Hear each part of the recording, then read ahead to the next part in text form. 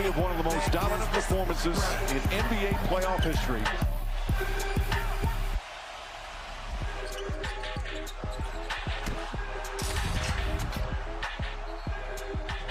Round 2 of the NBA playoffs start in just under 5 hours. We had 3 dramatic Game 7s this weekend to wrap up round 1, and we'll get to all of that in just a moment. But first, Sixers, Knicks, Timberwolves, Spurs will get the conference semis started, and Shams has the latest. Senior insider, Shams Charania with me now. And the first question of the day, Shams, what is Anthony Edwards' status for Game 1 in San Antonio?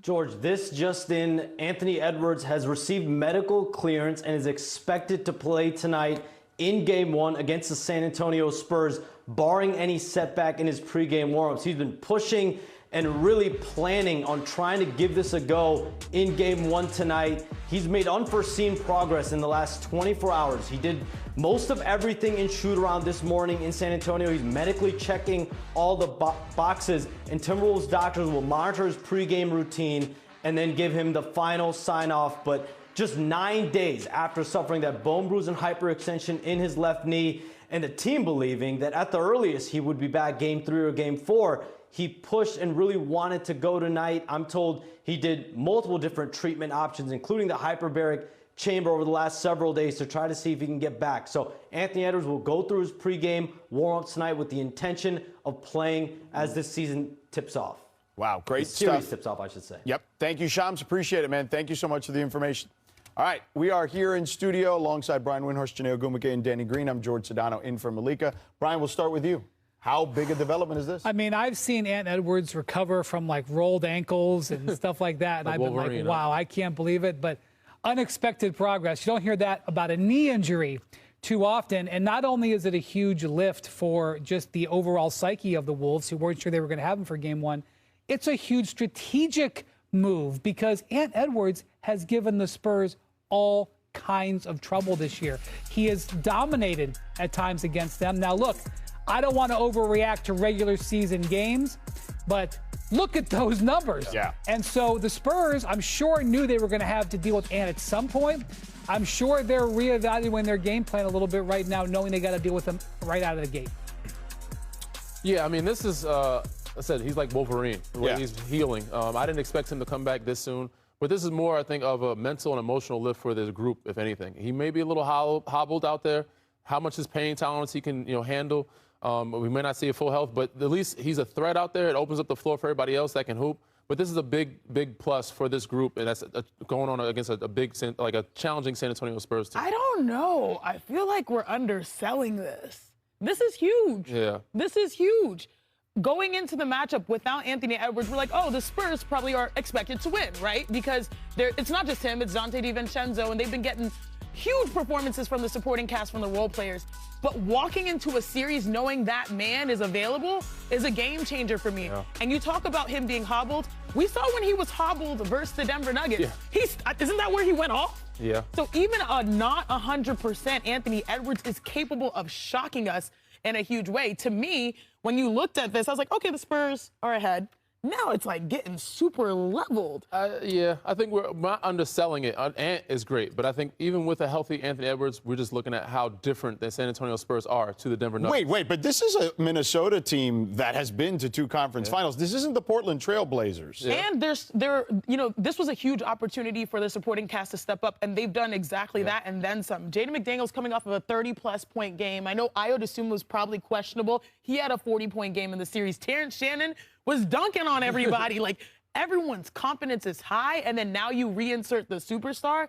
It changes a lot for me. I think it's a real series now, for sure, when you look at the fact that Anthony is going to be healthy. But, all right, we'll get back to that. On SportsCenter, less than 24 hours after Orlando's Game 7 loss to Detroit, the Magic firing head coach Jamal Mosley. Mosley led Orlando through a rebuild and to the playoffs each of the past 3 years, but failed to make it out of the first round. The Magic were expected to be among the East's top teams this season, but battled injuries and got into the postseason through the play-in. Now, in the Mosley era, in Orlando, the Magic sat at the bottom of the league in three-point field goals made per game. They ranked 24th in the regular season this year after finishing last over the previous 2 seasons. And more breaking news. The Mavericks are already in their rebuilding phase, but now have a new architect. Dallas announcing today has hired former Raptors and Nuggets executive Masai Ujiri to be the Mavs' new president. Ujiri stepping into the role left open by the firing of Nico Harrison earlier this season. We have 2 Game 1s tipping off tonight. The Knicks hosting the 76ers and the Spurs hosting the Timberwolves. And we've got you covered on both games with everything you need to know at 2 p.m. Eastern. Look at this lineup.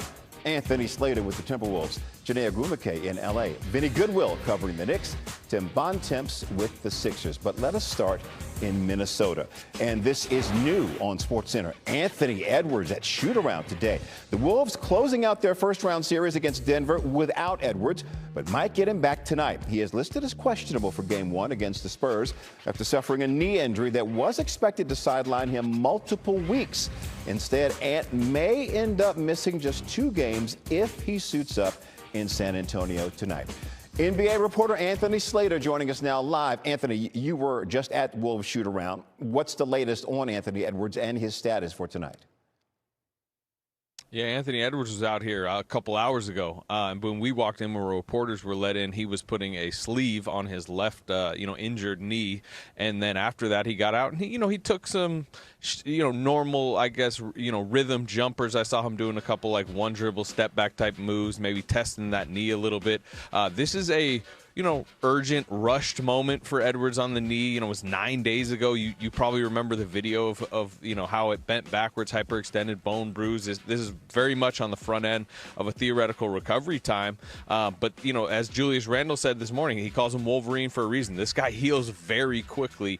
I think it's a little stunning to a lot of people that it might be Game 1. But I think even if it's not tonight, what the Spurs now know is they are going to see Anthony Edwards in this series and probably pretty soon. That is an appropriate nickname, Wolverine. The Wolves, by the way, 15-10 without Edwards in the lineup this season. We'll see if he can go tonight. Anthony, thank you so much for the insight. We appreciate you. Let's bring Janae Agumake into the conversation. Janae, if Ant is able to go, what will you be watching closely in Minnesota's offense?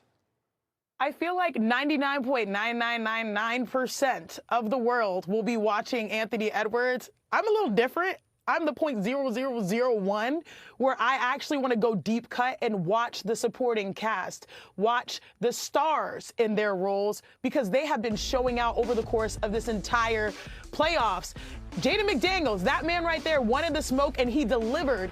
Last game, he had 32 points. Terrence Shannon, a revelation coming in, dropping 24 points in that Game 6 game. And then, of course, questionable, but probably optimistic at this point, hopefully, based off of what we're hearing from the Timberwolves. Ayo Dosunmu, who had 40-plus in the series in one game, him having an impact. The supporting cast, will their momentum continue alongside Anthony Edwards, or is it more going to be like Anthony Edwards is available and we'll see the impact of him being reinserted into the lineup? I'm going to watch the supporting cast because they have been the heart and soul of what the Timberwolves have done, and it'll be cool to see if that they can get all together playing their best version of basketball to really compete against the Spurs squad. Okay. Janae, you stay